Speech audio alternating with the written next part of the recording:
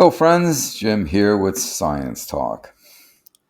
Want to discuss with you a little article that appeared on the online publication, The Energy Mix, and discusses here Toothless Methane Pledge draws fire at the COP27. Okay, considering what has been going on with COP27, I basically think it's been a big waste. Nothing has gotten accomplished. Been a big pile of BS, basically. Major energy exporting and importing countries made an ostensibly worthy pledge at the COP27 climate summit to slash emissions from fossil fuels. But it turns out to be a toothless paper tiger, say climate watchdogs, with no legally binding effects and nothing new added to past commitments. Translation: lots of bloviating. They don't intend to stick by the bloviations. The joint declaration from energy importers and exporters on reducing greenhouse gas emissions from fossil fuels announced late last week looks laudable on paper but is a toothless tool in practice, says Climate Action Network Europe. Signed by the United States, European Union, Japan, Canada, Norway, Singapore, and the United Kingdom, the pledge aims to build a coalition of major global fossil fuels importers and exporters so as to support domestic actions to cut methane and carbon dioxide emissions along the fossil energy value chain through robust measurements, monitoring, reporting, and verification initiatives, CAN Europe says. However, the text has no legally binding effects and doesn't bring anything new. So if there's no legalities, then you can have all these signatories.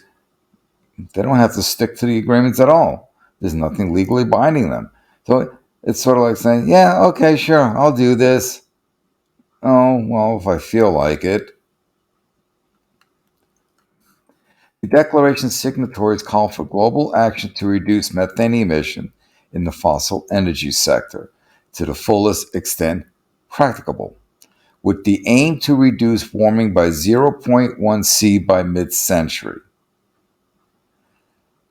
Well, that's not going to do diddly squat, considering we're on a projection to increase by how much by then?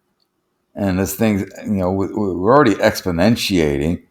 This, you can see why this is being criticized. That aligns with International Energy Agency findings on the near-term warming reduction from fully deploying technically feasible mitigation in this sector. So basically, they're following the IPCC and the they're following all those the RCPs, the what is it, the representative concentration pathways, if I recall the acronym, right?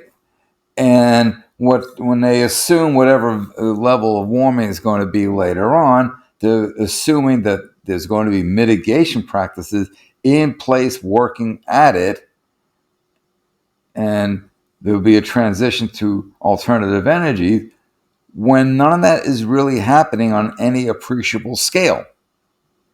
So those assumptions are really in error.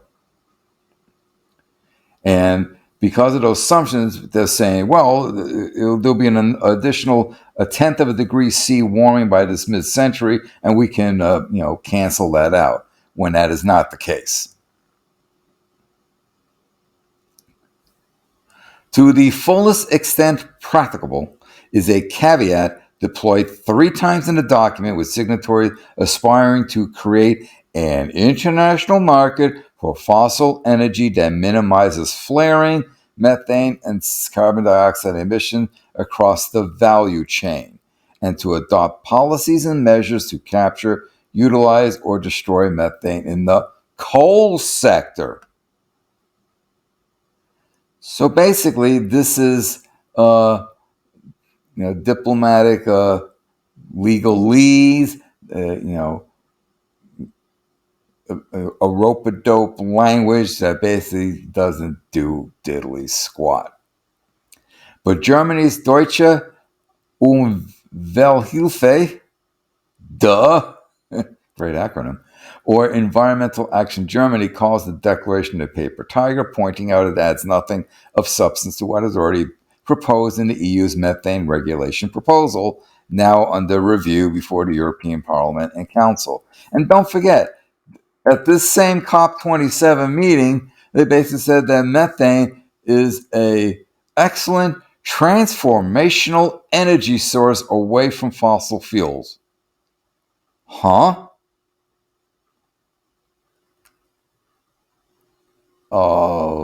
Need they be reminded that methane is a fossil fuel? You combust methane, you get CO2 and water? Hello? Declaration is silent on the need to regulate methane emission from fossil oil and gas imports, which begin in the supplier country. That matters because 75 to 90% of the methane emission caused by the EU's fossil energy consumption originate outside the EU, says Duh, citing estimates from the European Commission. Yet the EU and its fellow importers have joined a declaration that focuses on their own smallest share of the problem, not the downstream emissions that are triggered by their oil and gas consumption. We call on fossil energy importers to take steps to reduce the methane emission associated with their energy consumption, which can spur emission reductions across the value chain. I want to know what the hell is they talking about when they say value chain. It's got to be some sort of economic, you know, sleight of hand here. Wondering it's like the old the carbon tax thing there, cap and trade, whatever it was. It's just really just a shell game. But so how can they be talking for or calling for reducing methane and at the same time say it's a transformational energy source? Those are contradictory viewpoints to hold at the same time. It makes no sense. Only secondarily does it also call on fossil energy producers to implement projects and supporting policies and measures to achieve emission reductions across fossil energy operations. Such policy statements cannot remain unchallenged. The EU must use its influence as one of the largest fossil importers to initiate changes in the supplying countries that have not yet regulated their methane emissions, said Federal Managing Director Sasha Moiler-Kreiner. This requires an EU methane regulation with clear specifications for the production and transport conditions in the supplier countries. A new legal report commissioned by CAN Europe concludes that it is legally possible to extend the scope of the methane regulation to operators outside the EU that export fossil fuels entering the EU market. This would mean applying the EU domestic provisions on measurement, reporting, and verification, MRV, leak detection and repair, LDAR,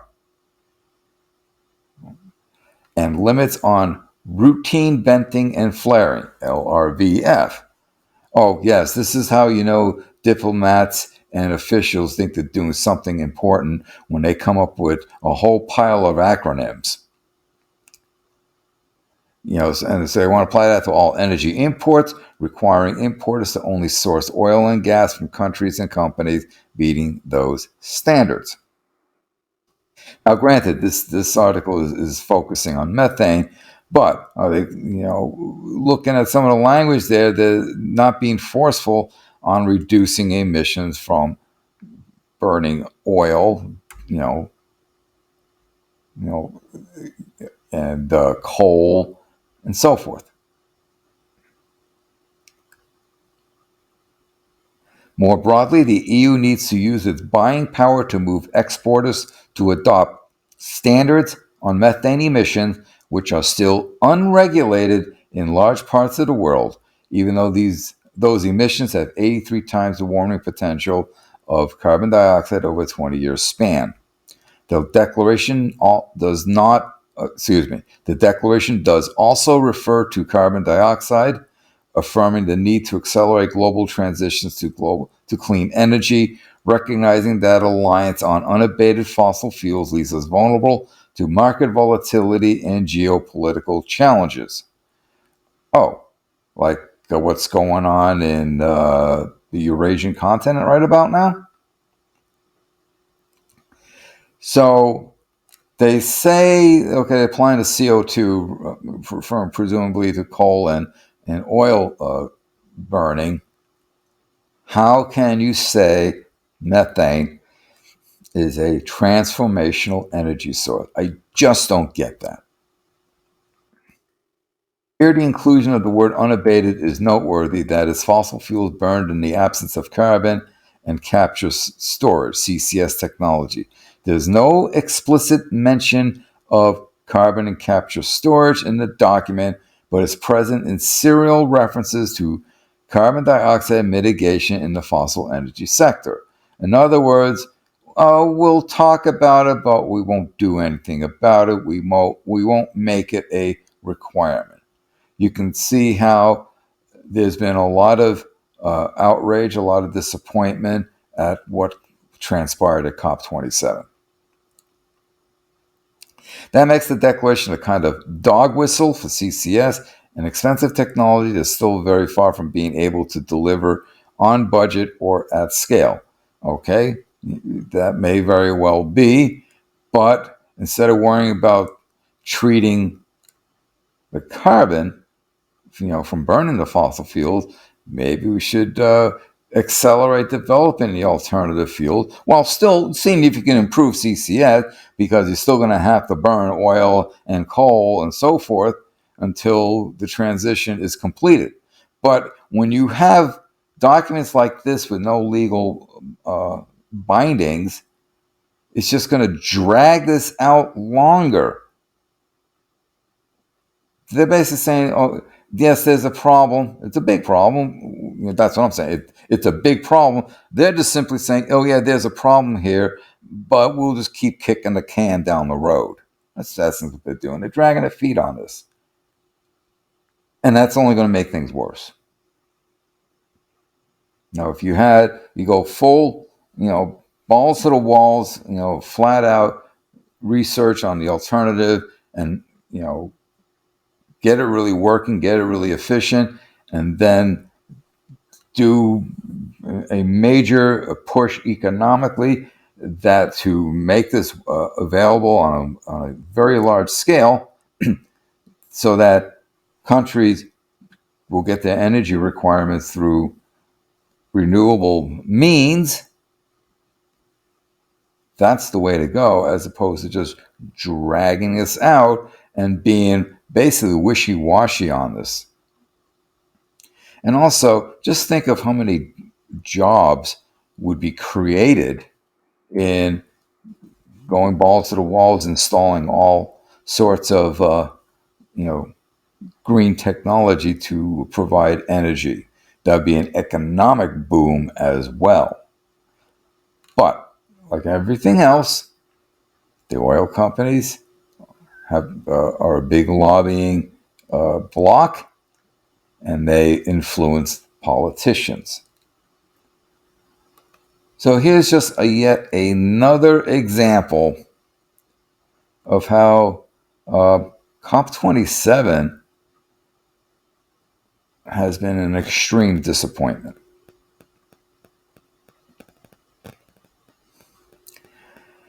Okay, there you have it.